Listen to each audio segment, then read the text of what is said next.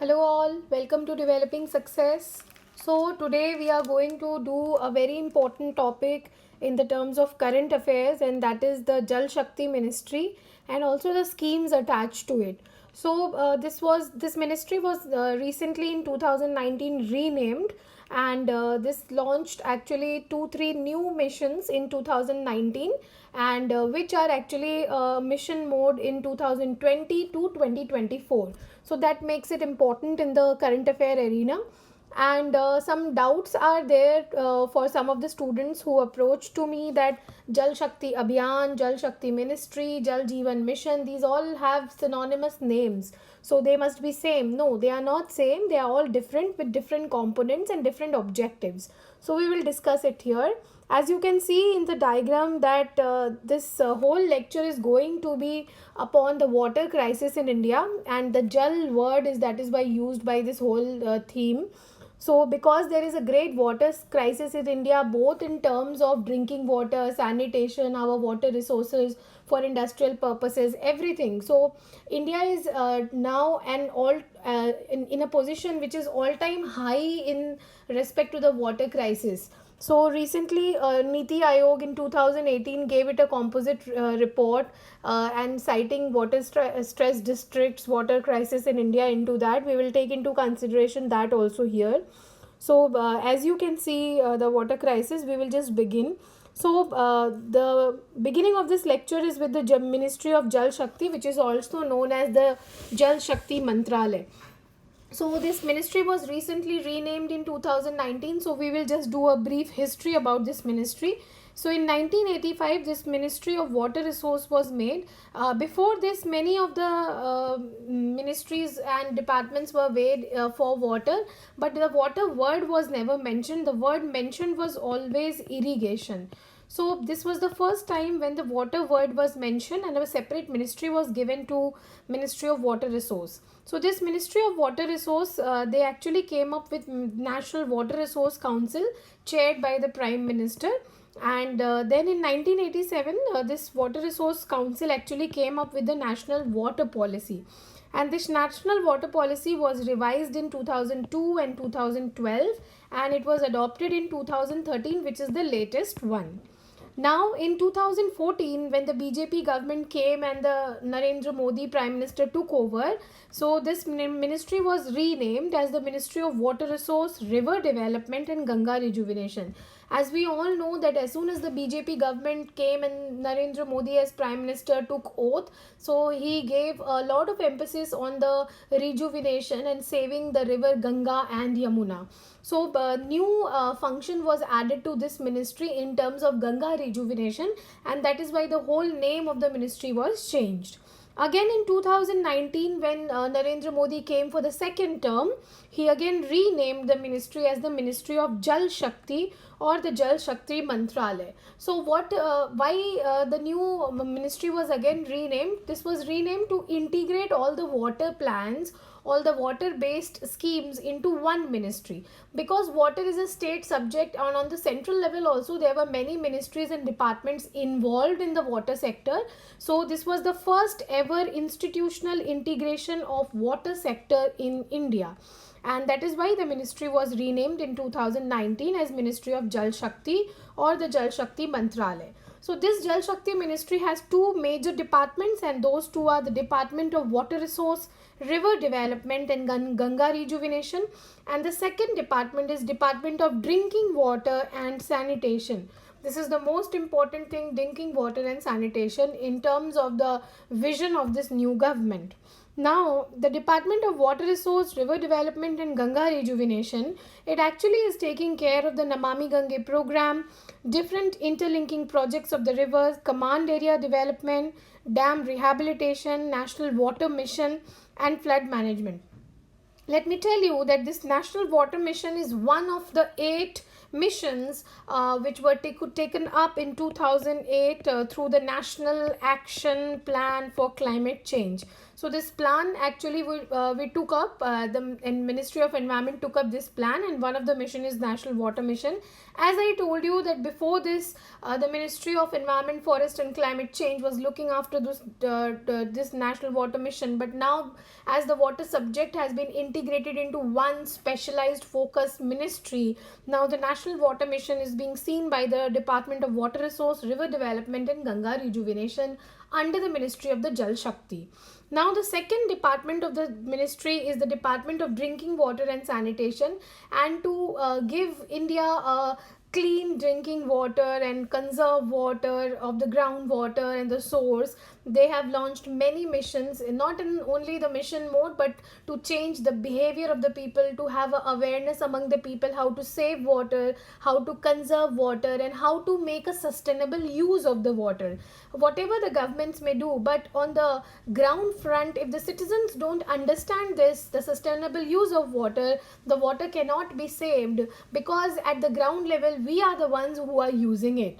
So they launched the Jal Shakti Abhiyan in 2019, then they launched the Jal Jeevan Mission in 2019, and then the Atal Bhujal Yojana at the end of 2019. And also they are looking after the Swachh Bharat Abhiyan rural component. Remember one thing, there are two components of this Swachh Bharat Abhiyan. One is the urban component and one is the rural component. The urban component is being looked after by the Urban Development Ministry, and the rural component is being looked after by the Jal Shakti Ministry. So this rural component is being seen as the grey water management area, okay, the water protocol. I have discussed the whole Swachh Bharat Abhiyan in another lecture, and I have given the link in the description box. You can check it out there, because the phase 2 of the Swachh Bharat Abhiyan was launched in 2019. That makes it important for all your upcoming exams, so you can check it out. Now we in this lecture we will be studying about these three missions actually: the Jal Shakti Abhiyan, the Jal Jeevan Mission and the Atal Bhujal Yojana Mission. So we start with the Jal Shakti Abhiyan. So this Jal Shakti Abhiyan is actually collaborated efforts by the many ministries, okay, but the implementing agency by the head of the collaboration is actually the Jal Shakti Ministry. Now it is mainly the community, the citizen participation or partnership.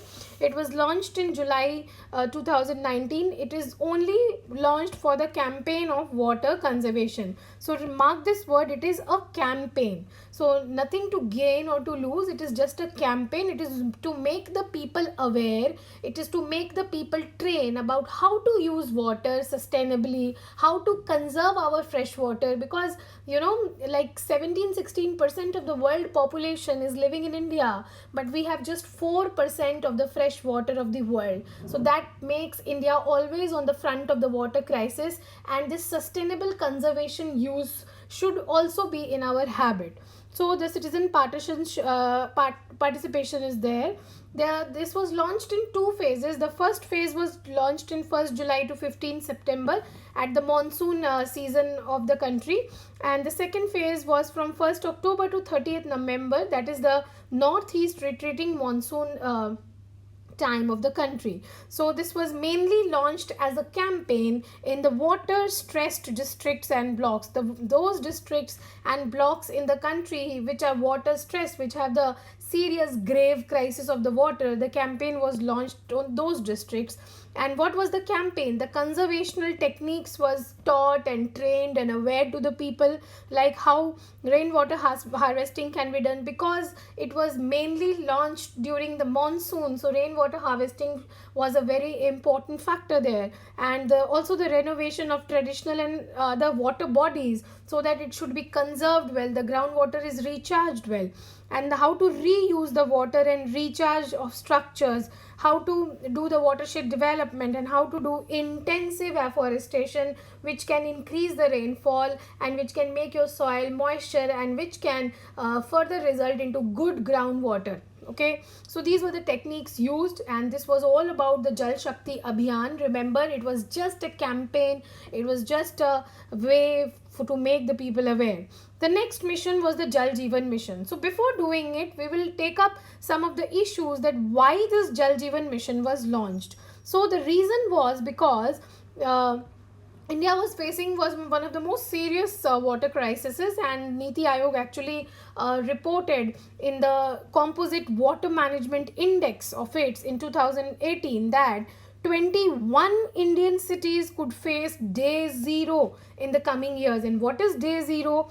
Day zero is that day when a place is likely to have no drinking water of its own.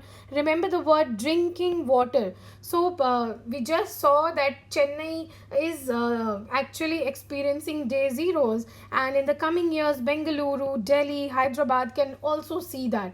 This was reported by Niti Aayog Composite Water Management Index. It also reported that 75% of Indian households do not have drinking water on the premise. Premise means they don't have the drinking water facility in their own house. They have to go somewhere to take it, to fill it up, and then come back.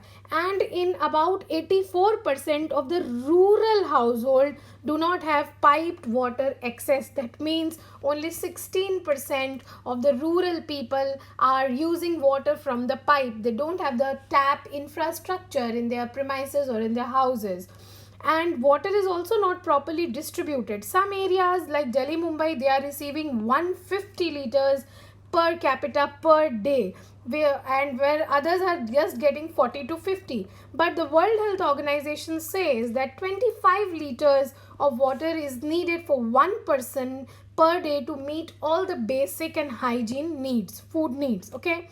Now, this data I told you before also, that India has about 16% of the world population, but only 4% of the freshwater resources. That makes it very indispensable for us to conserve the water efficiently and sustainably. And the World Bank estimates that around 21% of the communicable diseases in India are linked to unsafe water and the lack of hygiene practices, which is very sad. And around 500 children die at the age of 5 each day from diarrhea in India, which actually comes from polluted and contaminated drinking water. So all these are problems of drinking water in India, because the water is actually polluted, contaminated, and there are no pipe connections, there are no infrastructure. So people go actually to the wells and the ponds and the rivers to fill up the water, or the municipal tanks, so which are actually not safe. So that is why the government thought of this Jal Jeevan mission, and on 13th August 2019 it approved the Jal Jeevan mission. And the sole aim of this was the functional household tap connection to every rural household by 2024. So the operations will begin in 2020 until 2024. In 5 years, like around 84% of the rural houses will be given tap connections, that is functional household tap connection, FHTC. And it is a time bound completion scheme, so it is very important. And there was one previous scheme for the previous government, that National Rural Drinking Water Program. This program has been merged with the Jal Jeevan mission, and the priority areas will be those which are having less water quality under this mission. And this mission is actually the decentralized targeting mission. It is actually bottom to top. So it has launched on the central level. It has also launched state water and sanitation mission at the state level, district water sanitation mission at district level, and gram panchayat or its subcommittee like the village water sanitation or the pani samiti at the village level. This is very interesting because all the work will be done by the village people, and they will be making a village action plan. So this village action plan will be submitted to the districts. They will be making district action plan. Then it will be submitted to states. Then the state will be making the state action plan. So all the planning, designing, implementation, making, all will be done by the common people, the village participation. So that makes this plan more important, as there will be a behavioral change also, and the sole aim of this mission will be inculcated in the people till the grassroots. So that is important. So imbibing the spirit of 73rd Amendment of Constitution of India, Gram Panchayats or its subcommittees will play a crucial role in planning, designing, execution, operations, maintenance, and in the in-village infrastructure. As I told you, all the functions will be performed by them. But the fund will be given by, some part will be given by the state government, some part will be given by the central government. We will see the funding section also. So actually this scheme is very important, and first time it does so. Like the Pani Samitis at the village level, at least 50% members will be women, and it can go up to 100%. So this is the first time where an organization will be made for implementing a project where the 50% membership will be given to women, and it can go till 100%. And this Pani Samiti will be statutory subcommittee of the Gram Panchayat, which will be looking after the scheme wholly. Now, I told you about the village action plan. So, there are three components of this village action plan, that they will be identifying the water source, its maintenance, the water supply, and the grey water management. So, what do you mean by the grey water? The grey water is that the dirty water which comes out from the kitchen or the washroom area, and it is not treated and simply just run off into the ponds in the nearby villages, which should not be done. So, proper treatment section will also be worked off. Now, we talk about the funding section. So for the Himalayan and the northeastern states, 90% of the fund will be given by central government and 10% by the respective states. And for the other states, 50% will be given by central and 50% will be given by the concerned states. And 100% assistance will be given by the central government to the union territories to actually implement this scheme. Okay, so apart from this, they are also proposed to link this scheme with the MG Narega, to the Finance Commission, District Development Mineral Fund, and Finance Commission, and MP lads and MLA lads and DMDF and whatnot. But this still has proposed and not been done, so we are just sticking to this funding pattern. Now there are two main challenges into this scheme. So the first challenge is the connection of the tap, and the second challenge is the water availability. So in regard to the connection of the tap, the main challenge is the maintainability. Okay, how to maintain them, because it will be present in the rural areas. So in the rural areas, the maintenance will be a challenging, because the workshops, the nearby shops will not be nearby. They will be far in the cities or in the sub cities in the towns, and the changing of the taps, the changing of the pipelines, and the repair and maintenance, that will be a challenge, for which there should be worked out section again. And water availability, see, it is a water crisis situation in India, so just giving the infrastructure and fitting the taps around it will not be work. So they will not be working. So what we need to do is, we need to recharge the groundwater, we need to have proper conservation of the fresh water available, and then only it will be done. So what they have thought of using space technology, aquifer mapping, contour mapping, slope data. So this is how they will see where they can actually conserve the groundwater. The aquifer mapping will be done, the slope contour data will be given, so that we can see how can the water is stored in the nearby groundwater and nearby bawdis and nearby areas, so that it can be constructed well.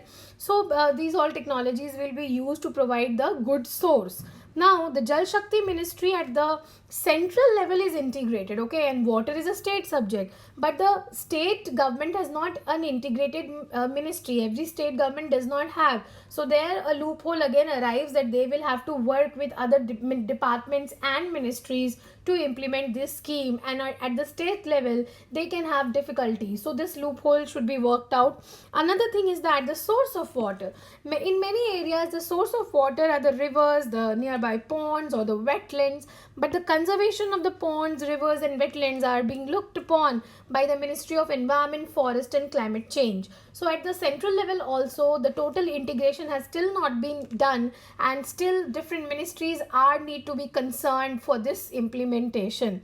Plus the maintenance of the piped infrastructure in rural areas is a big question in Jal Jeevan mission, but still a great idea. Next, we move on to Atal Bhujal Yojana. So, this Bhujal word is actually groundwater, and why it has been named as Atal? Because our former Prime Minister, Mr. Atal Bihari Vajpayee, he had this very, the focus into the interlinking of rivers and the groundwater recharge. And because the Atal Bhujal Yojana is totally concentrated on the groundwater management, it is not a particular scheme, it is actually the component of Jal Jeevan Mission only.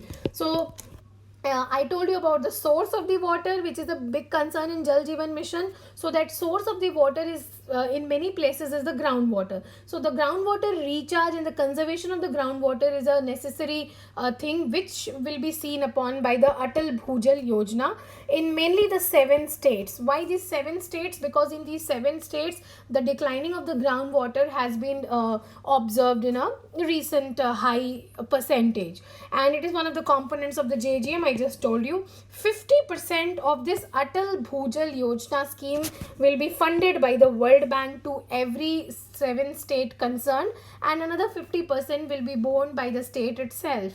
Now it is focusing on the community participation, like they are talking about the behavioral change for sustainable and groundwater source. Again, the Abhiyan thing, the campaign thing which talked about the behavioral change in people about conservation, the same thing has been talked about in the Atal Bhujal Yojana. The only difference is that it is a scheme component under the Jal Jeevan Mission, and it will just see the groundwater part of that mission. So the 7 groundwater stressed states are Gujarat, Haryana, Karnataka, Madhya Pradesh, Maharashtra, Rajasthan, and Uttar Pradesh. As you can see, Uttar Pradesh, that is a Ganga plains, many rivers like Ghagra and Gandak and Ganga and Sharda, but still there is a groundwater declining thing. Why? Because the population is too much and the uh, water use is actually more than the water conservation or the water addition to the groundwater. So these are the 7 states. You remember, they can be simply asked in the prelims examination. And there is a incentive component in this. The states who will be implementing the small projects for groundwater recharge in their respective states, like data dissemination, if they prepare a well water security plan, if they do a proper implementation of the management interventions, then they will be incentivized by the state, by the central government. So that is an important step that gives a sense of competition here, and competition always comes up with a fruitful gain. We have always seen that. So this is also a component of the Atal Bhujal Yojana. So now we sum up this lecture. So if we talk about the Jal Shakti Abhiyan, it is just a campaign, and the campaign is all about to making people aware of the water conservation. Okay, so this was launched in 2019, ended in 2019 with the retreating of the monsoon. Next was the Jal Jeevan Mission. This is mainly for the functional tap connections, okay, in the rural household. How much? 84% rural households will be getting that by 2024. And there are many components like the rainwater harvesting, there is the groundwater recharge, aquifer mapping, contour mapping, maintenance of the infrastructure, and the main component was actually the focus on the Pani Samitis, 50% participation compulsory by the women members. Okay, and the last one was the Atal Bhujal Yojana. This was mainly because of the groundwater recharge, and it is a component of the Jal Jeevan Mission. So with the announcement of this Atal Bhujal Yojana, the launch of this scheme was also done, which is known as the Atal Tunnel. So this Atal Tunnel is being made under the Rohtang Pass. So this Rohtang Pass is present in the Manali area, in the Kulu Hill section, and this pass actually connects the Manali hill station to the Leh hill station in Ladakh. So it actually connects Himachal Pradesh with Ladakh. So it will decrease the distance between the two hill stations by 47 kilometer. So for the people of plain areas, the 47 kilometer must not be a significant amount of distance, but for the people of hilly areas, this is a significant distance, as to cover the 47 kilometer in some hilly areas it takes about 2 to 3 hours, which is very time consuming. So this 47 kilometer distance will be decreased by this Atal Tunnel, which actually passes downwards the Rohtang Pass, connecting the Manali to Leh. So this was done. So thank you students, take care.